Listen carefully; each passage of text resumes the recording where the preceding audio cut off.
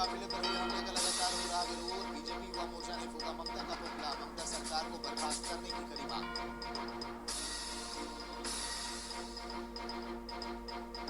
सोमवती अमावस्या पर लक्ष्मण महाराज के दर्शन के लिए उमड़ा जन सैलाब। NH-27 पर श्रद्धालुओं की लगी कतारें। सुरक्षा व्यवस्था के लिए पुलिस बल रहा मौजूद।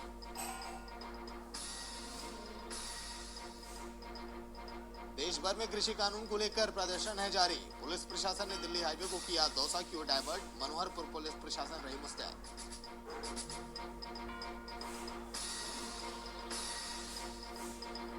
पंच चुनावों में भारी बहुमत से जीते गंगाराम मीणा। जयसमंद पंचायत समिति के पहले प्रधान बने गंगाराम। 15 वार्डों में से 11 सीटों पर कांग्रेस ने बनाया अपना बहुमत।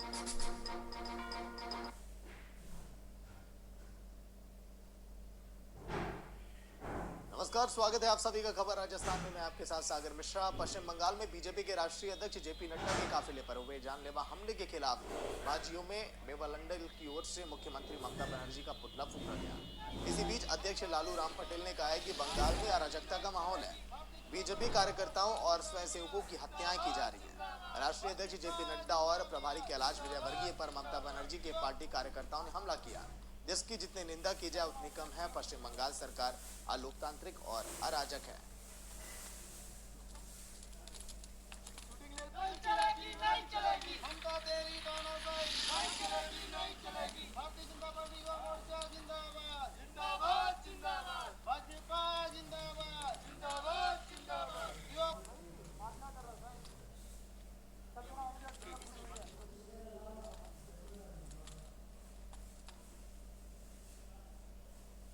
मामला बांदीकुई शहर का है, जहां पर आगरा फाटक स्थित शर्मा स्वीट से एक बुजुर्ग महिला सामान खरीद रही थी। सामान खरीदते समय महिला ने पैसे देने के लिए पर्स निकाला और पैसे निकालकर पर्स को रख दिया। वहां पहले से मौजूद 2 बच्चे और एक महिला पर्स पर नजर बनाए हुए थे। महिला ने पैसे जैसे ही निकाले वो पर्स को लेकर वहां से भाग गया और पीछे से बच्चा पर्स उठाकर फरार हो गया। आरोपी बच्चों को वहां तैनात ट्रैफिक पुलिस कर्मियों ने पकड़ लिया और दुकान पर बैठा लिया और पुलिस की पूछताछ जारी रही।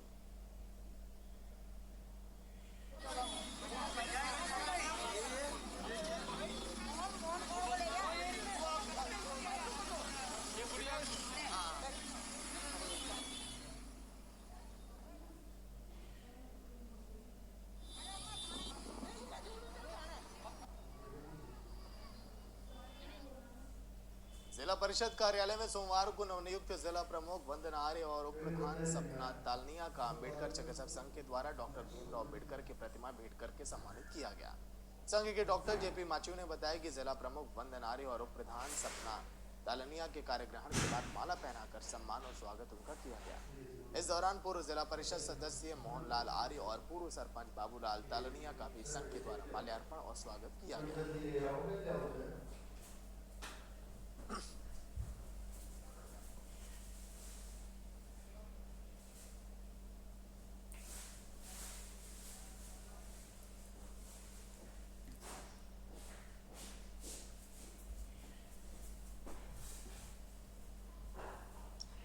बीजेपी के प्रदेश प्रभारी अरुण सिंह का नौमू में बीजेपी कार्यकर्ताओं ने भव्य स्वागत किया। चौमू में, जहां पर जयपुर से सीकर से सालासर जाते समय बीजेपी प्रदेश प्रभारी अरुण सिंह चौमू में रुके।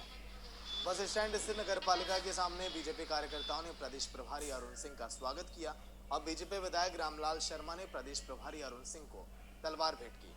चौमू विधायक रामलाल शर्मा सहित बीजेपी कार्यकर्ता वहां पर मौजूद दिखाई दिए।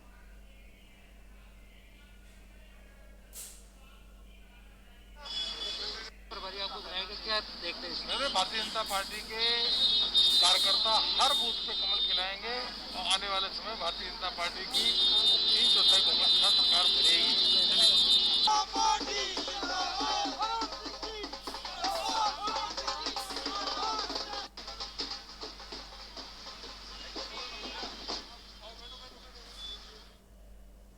और उपखंड के कानपुरा गांव में 27 सितंबर को कुएं में कार्य करने के दौरान 2 व्यक्ति कुएं की दलदल में फंस गए, जिसमें से एक श्रमिक को बाहर निकाल लिया गया। दूसरा व्यक्ति अंदर ही दब गया, जिसको लेकर उपखंड प्रशासन के द्वारा 1 हफ्ते भर तक वहां पर कोशिश की गई, लेकिन नाकामी मिलने के बाद राज्य स्तर पर इसकी खबर मिलते ही पाली जिले के दौरे पर पहुंचे पाली जिला प्रभारी मंत्री साहले मोहम्मद के द्वारा प्रशासन को फटकार लगाते हुए रेस्क्यू कार्य करने के लिए दिशा निर्देश वहां पर जारी किया गया था। जिसके बाद मौके पर पहुंचे जिला स्तरीय अधिकारियों ने निर्देश दिया और शव को कुएं से बाहर निकालने के आदेश भी दिए गए।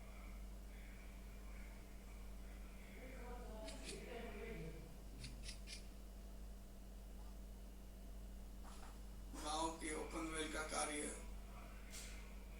अभी तक 84 फीट 84 फीट हो गया है और विभाग लगातार कार्य कर रहा है। अभी कुएं के अंदर पानी की आवक काफ़ी ज़्यादा हो गई है, उसके कारण से थोड़ा खुदाई में प्रोग्रेस कम आ रही है। तो हमें उम्मीद है कि हम अगले वीक तक इस कार्य को पूर्ण कर लेंगे।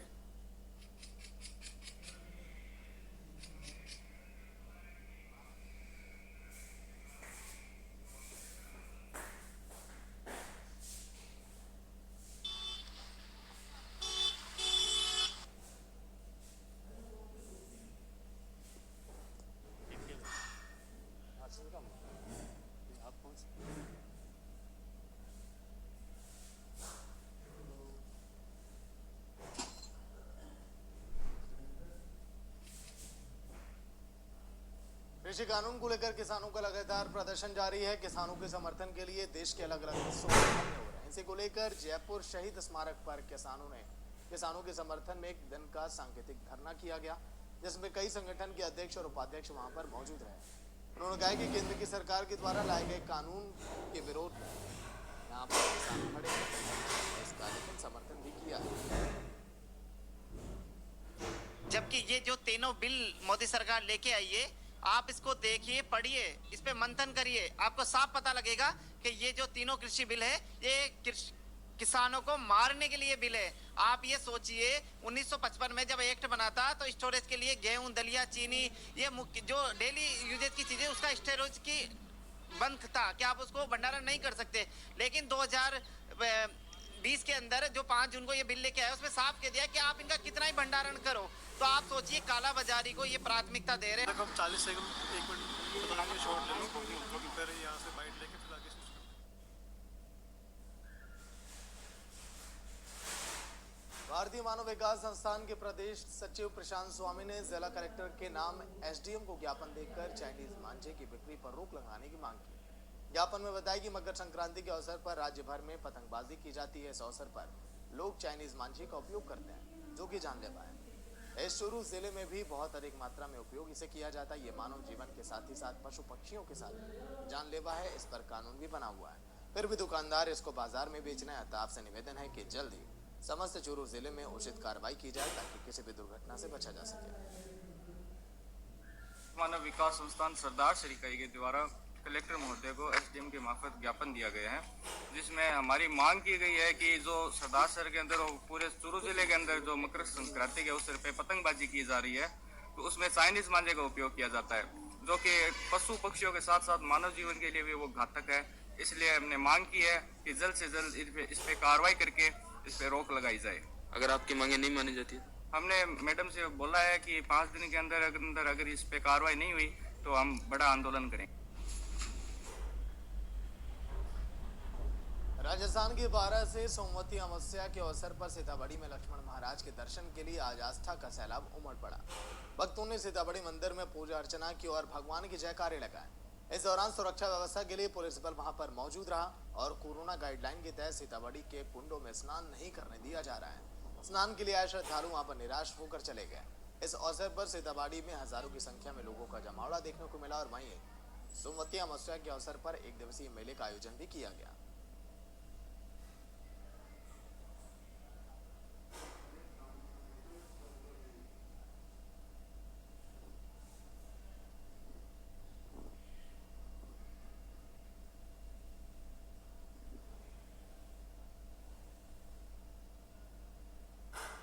रविवार को राष्ट्रीय राजमार्ग 48 को किसान आंदोलन के कारण दिल्ली हाईवे को दौसा की ओर डाइवर्ट किया गया और जानकारी के अनुसार दिल्ली की ओर बढ़ रहे किसान आंदोलन के कारण श्री राम धर्म कांटे से पुलिस प्रशासन ने रविवार को राष्ट्रीय राजमार्ग 48 को दौसा की ओर डाइवर्ट किया। डाइवर्ट करने के दौरान हाईवे पर लंबा जाम लग गया। जाम में वाहनों को फंसे होने के कारण परेशानियों का सामना करना पड़ा। वाहन चालकों ने बताया कि हाईवे पर लगभग 5 किलोमीटर लंबा जाम लगा हुआ है, जिसको लेकर पुलिस वहां पर मुस्तैद दिखाई दी थी।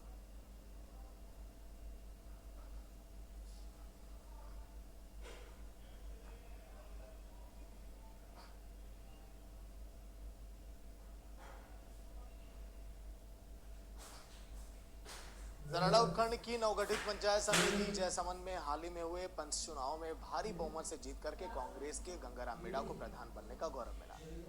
पंचायत समिति के 15 वार्ड में 11 सीटों पर कांग्रेस ने अपना बहुमत बनाया तो वहीं पर बीजेपी को 4 सीटों पर संतोष करना पड़ा। पंचायत समिति के नवनिर्वाचित प्रधान गंगाराम और उप प्रधान हंसा कुंवर ने पदभार वहां पर ग्रहण किया। पार्टी कार्यकर्ताओं ने एक दूसरे का मुंह मीठा किया और बधाइयां दी। इस दौरान वरिष्ठ कार्यकर्ता मोहनलाल औदित्य, देवी सिंह राजपूत सहित बड़ी संख्या में कांग्रेस कार्यकर्ता भी वहां पर दिखाई दिए।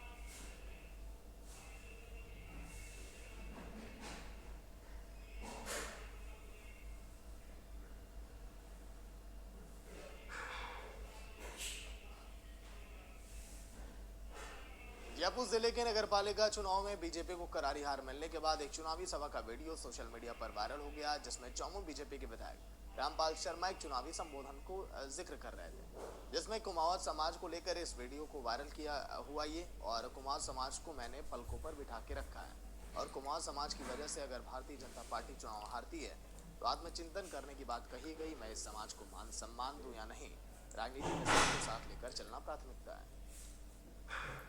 निवेदन में आप सबके सामने करना चाहता हूँ, कुमाऊं समाज को मैंने हमेशा पलकों के ऊपर बिठा के रखा है और यदि कुमाऊं समाज की वजह से भारतीय जनता पार्टी हारती है तो मुझे भी आत्मचिंतन करने की जरूरत पड़ेगी कि मैं इस समाज को मान सम्मान दूं या नहीं दूं। राजनीति के अंदर सबको साथ लेकर चलना हमारी प्राथमिकता है। जहां जहां कुमाऊं समाज का हम टिकट दे सकते थे वहां टिकट दिए, 5 टिकट कुमाऊं समाज को दिए।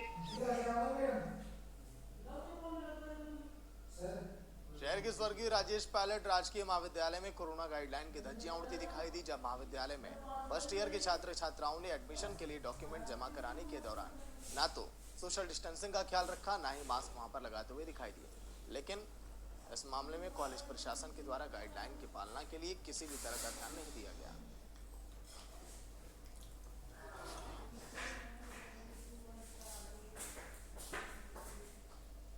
तो चलिए इसी के साथ फिलहाल इस बुलेटिन में इतना ही। देखते रहिए VIP न्यूज़। नमस्कार।